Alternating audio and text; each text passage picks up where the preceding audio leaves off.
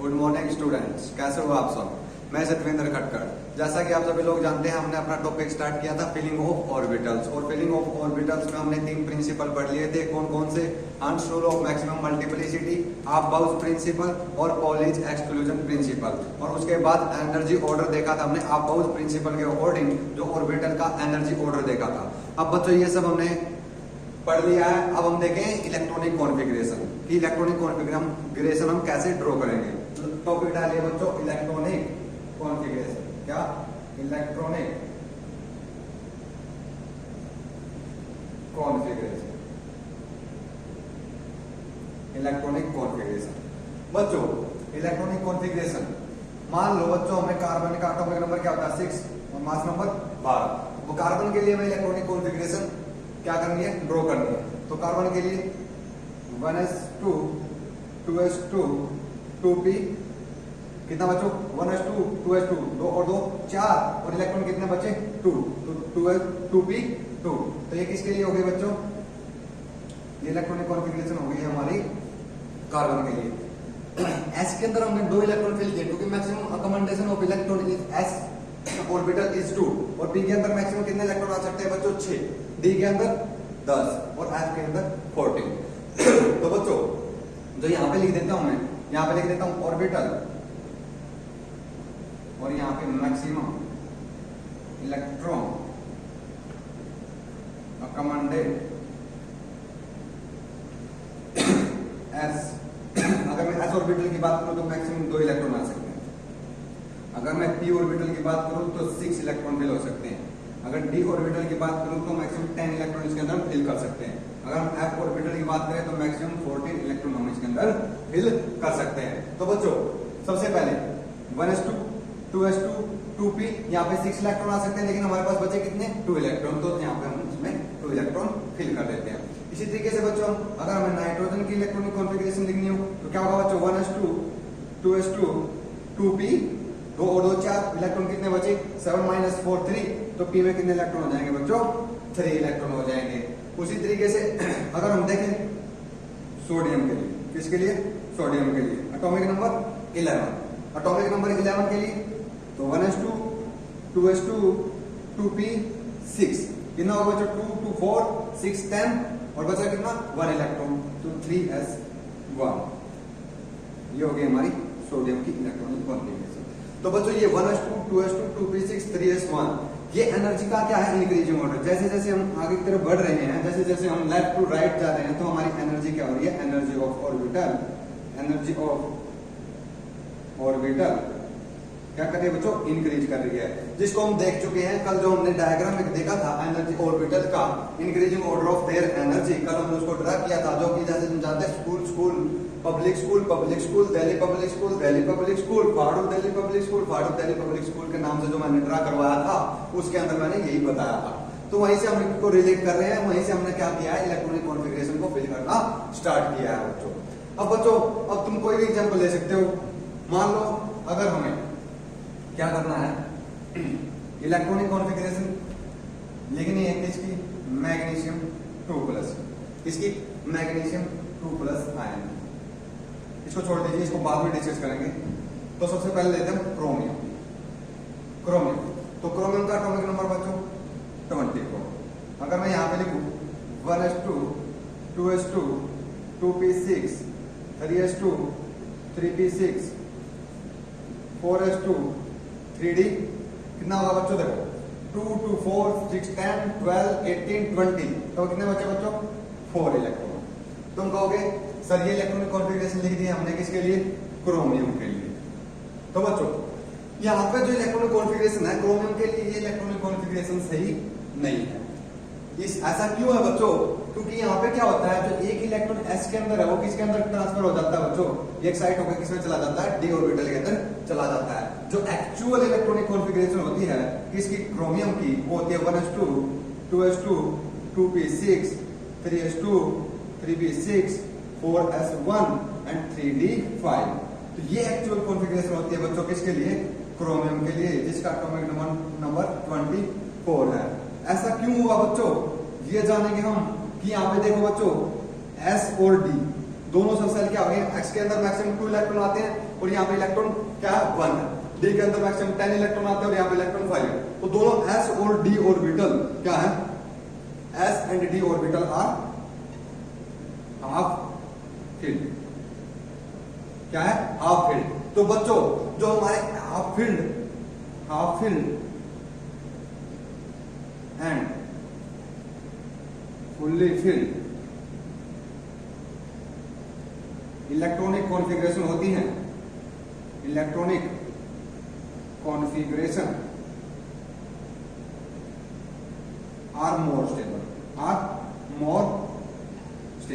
Half filled and fully filled electronic configuration क्या होती है, मोर स्टेबल होती है। अभी हम बच्चों इसको डिस्कस करेंगे कि वो हाफ फील्ड और fully filled electronic configuration more stable क्यों होती है। तो बच्चों ये क्या है, यह एक्सेप्शन ऑफ इलेक्ट्रॉनिक कॉन्फ़िगरेशन, इसको याद रखिएगा और इसका रीजन हम अभी डिस्कस करने वाले हैं। तो क्रोमियम के लिए लिखा, उसी तरीके से हम कॉपर के लिए भी लिख सकते हैं। कॉपर के लिए भी इलेक्ट्रॉनिक कॉन्फ़िगरेशन है बच्चों, वो क्या है, एक्सेप्शनल है। क्या है, एक्सेप्शनल इलेक्ट्रॉनिक कॉन्फ़िगरेशन है।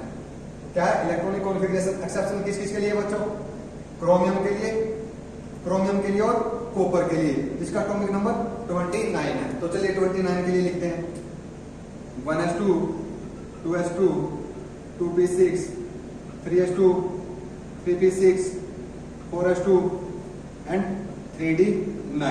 तो बच्चों ये इलेक्ट्रॉनिक कॉन्फ़िगरेशन अगर जनरल बेस से हम लिखे तो हम इसको 3d9 और 4s2 हमें फाइंड आउट होता है। लेकिन बच्चों जो एक्चुअल इलेक्ट्रॉनिक कॉन्फ़िगरेशन होती है, एक्सेप्शन क्यों लिखा, क्योंकि जो हम लिखते हैं वो इलेक्ट्रॉनिक कॉन्फ़िगरेशन नहीं होती है किसकी, कॉपर और क्रोमियम की। लेकिन जो एक्चुअल होती है वो क्या होती है, 1s2 2s2 2p6 3s2 3p6 4s1 and 3d10।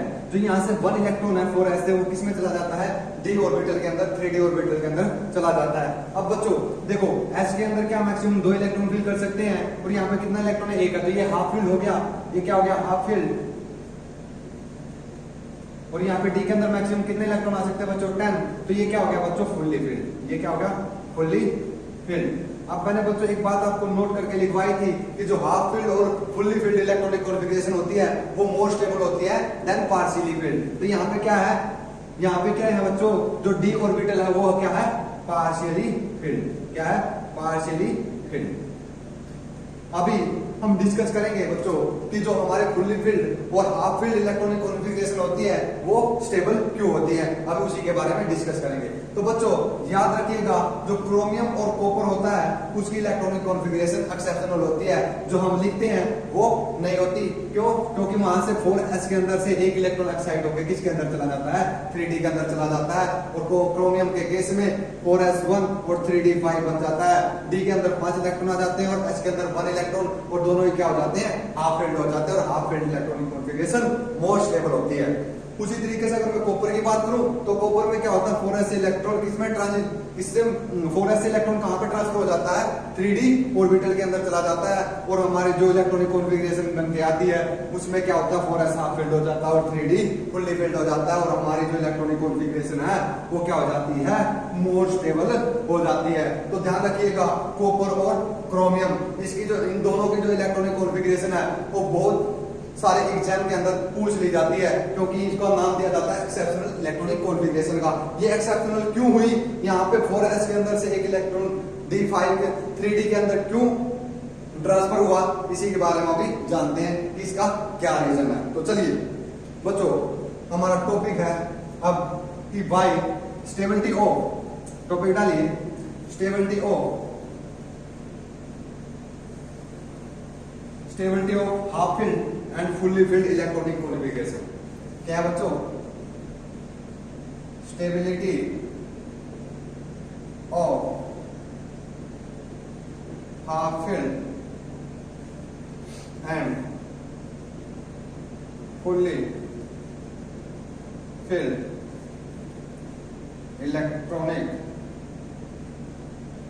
Electronic configuration.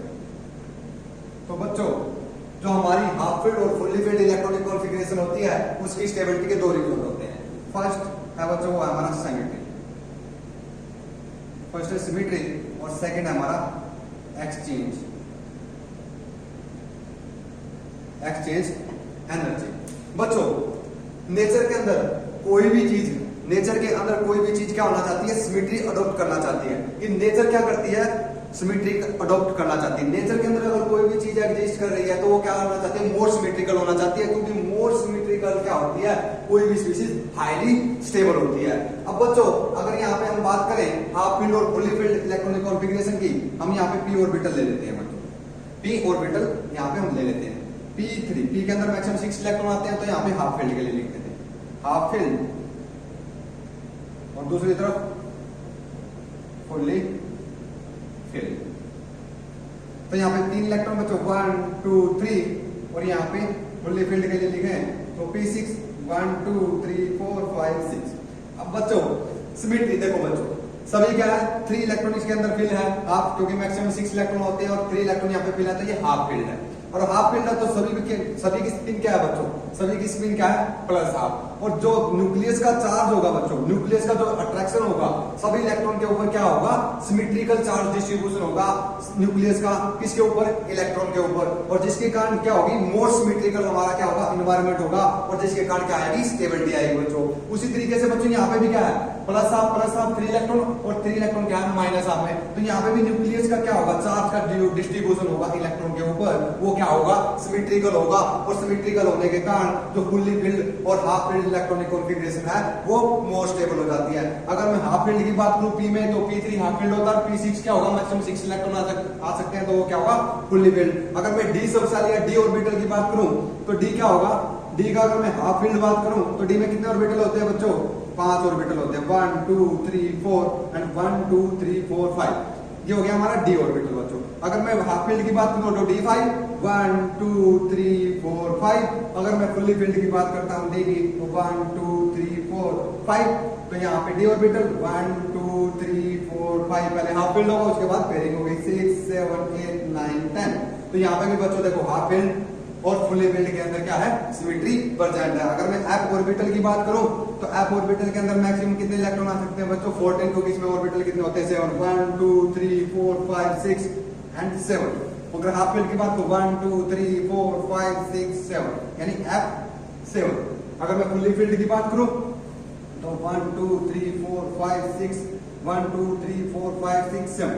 तो मैं फुल्ली फील्ड की बात करूं तो मैक्सिमम 14 इलेक्ट्रॉन होंगे, 1 2 3 4 5 6 7 8 9 10 11 12 13 14। तो बच्चों ये को यहाँ पे पी डी और एफ सब सेल के अंदर क्या होगा, हाफ फील्ड और fully filled electronic configuration more stable होगी ड्यू टू सिमेट्री, क्योंकि जो न्यूक्लियर का चार्ज होगा, जो न्यूक्लियस का चार्ज होगा वो क्या होगा, सिमेट्रिकली डिस्ट्रीब्यूटेड होगा, किसके ऊपर, इलेक्ट्रॉन के ऊपर, in case of half filled and fully filled electronic configuration. यहाँ पे 10 इलेक्ट्रॉन है बच्चों, डी के अंदर मैक्सिमम 10 इलेक्ट्रॉन फिल कर सकते हैं। तो बच्चों देखो हाफ फील्ड और फुल्ली फील्ड इलेक्ट्रॉनिक कॉन्फ़िगरेशन के अंदर क्या होता है, तो न्यूक्लियर का चार्ज होता है वो इलेक्ट्रॉन के ऊपर क्या होता है, सिमेट्रिकली डिस्ट्रीब्यूटेड होता है, जिसके कारण क्या होती है, सिमेट्री अडॉप्ट हो जाती है और स्टेबिलिटी बढ़ जाती है। और जो सेकंड रीजन है बच्चों वो है एक्सचेंज एनर्जी का। तो चलिए अब सेकंड रीजन जानते हैं, एक्सचेंज एनर्जी।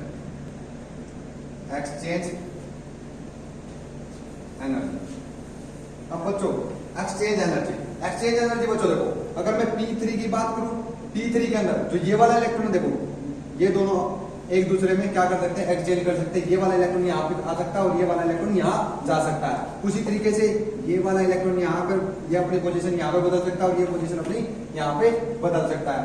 यहाँ पे देखो बच्चों 1 2, और उसी तरीके से जो ये इलेक्ट्रॉन बचा सेकंड, ये दोनों भी अपनी पोजीशन को क्या कर सकते हैं, एक्सचेंज कर सकते हैं। तो यहाँ पे बच्चों कितने एक्सचेंज हुए, नंबर ऑफ एक्सचेंज 1 2 3। तो number of exchange is equal to 3। बच्चों जो हमारी एनर्जी होती है, अब देखो नंबर ऑफ एक्सचेंज ज्यादा होंगे तो हमारी एनर्जी भी ज्यादा खर्च होगी।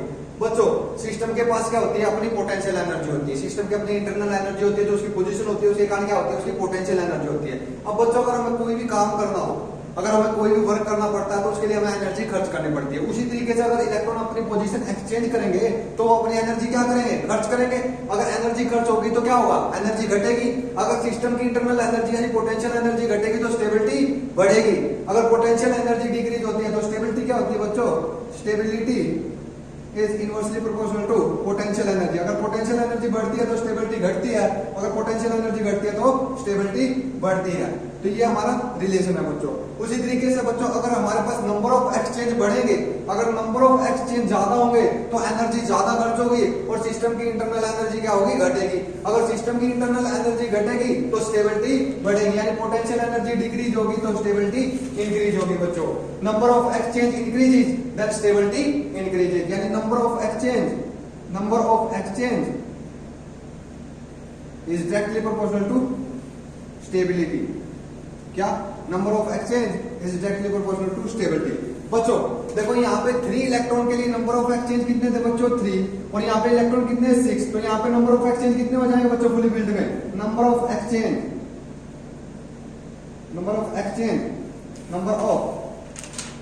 Exchange is equal to 6।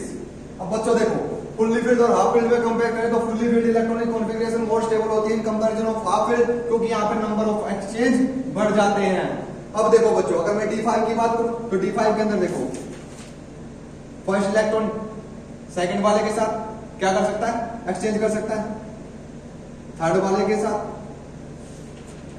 Fourth वाले के साथ एंड फिफ्थ वाले के साथ। तो बच्चों नंबर ऑफ एक्सचेंज कितने हो गए बच्चों, यहां पे एक्सचेंज कितने हो गए बच्चों। अब मैं इसको अलग अलग तरीके से ड्रा कर देता हूं। 1 2 3 4 5 6 7 8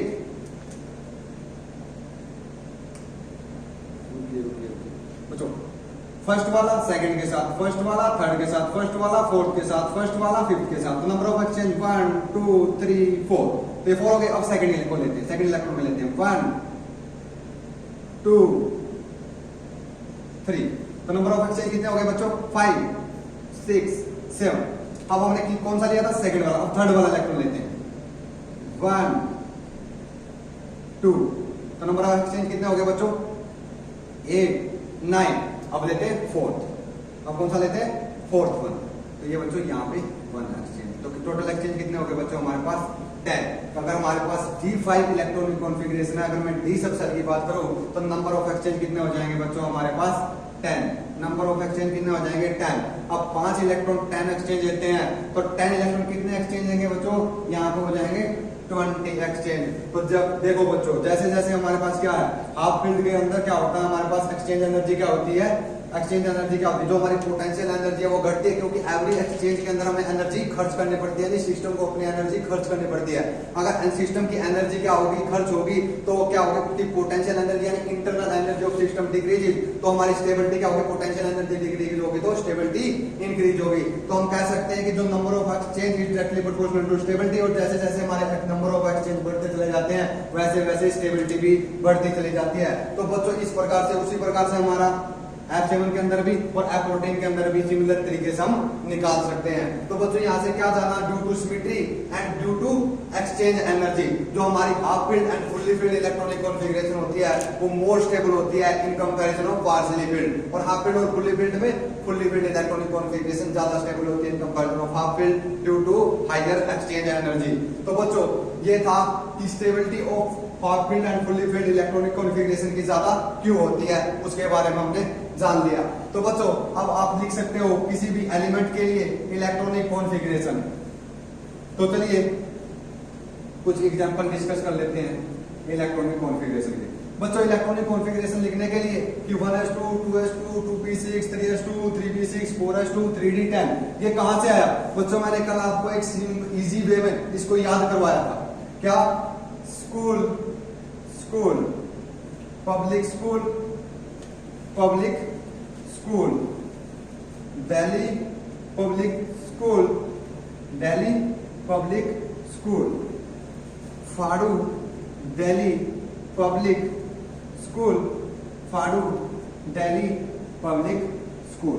तो बच्चों ये मैंने कल आपको एक ट्रिक बताई थी। अब देखो बच्चों कहां से एस सबसेल या एस ऑर्बिटल कहां से स्टार्ट होगा 1, तो 1 2 3 4। अब बच्चों अब हमें कैसे चलना है, एनर्जी का ऑर्डर कैसे इंक्रीजिंग है, देखो एरो की डायरेक्शन में हमें चलना है बच्चों। किसकी डायरेक्शन में, एरो की डायरेक्शन में हमें चलते चले जाना है।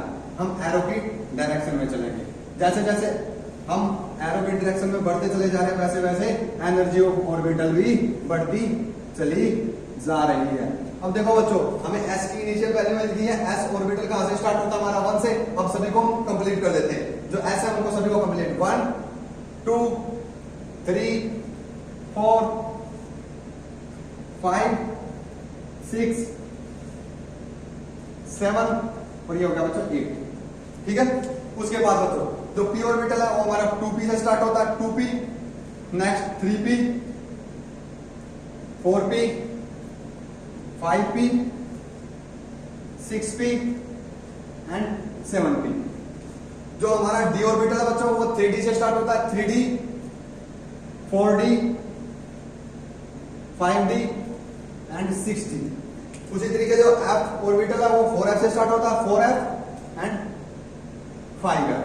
तो बच्चों अगर मान लीजिए ये क्या है बच्चों, इंक्रीजिंग ऑर्डर ऑफ एनर्जी, जैसे जैसे एरो की डायरेक्शन में हम बढ़ते चले जा रहे हैं 1s से लेके 8s तक हमारी एनर्जी बढ़ती चली जा रही है सिस्टम की। अब बच्चों अगर मान लो हमें इलेक्ट्रॉनिक कॉन्फ़िगरेशन लिख दिया किसके लिए, कार्बन के लिए, कार्बन या ऑक्सीजन के लिए लिख लेते हैं 18 16 एटॉमिक नंबर 8।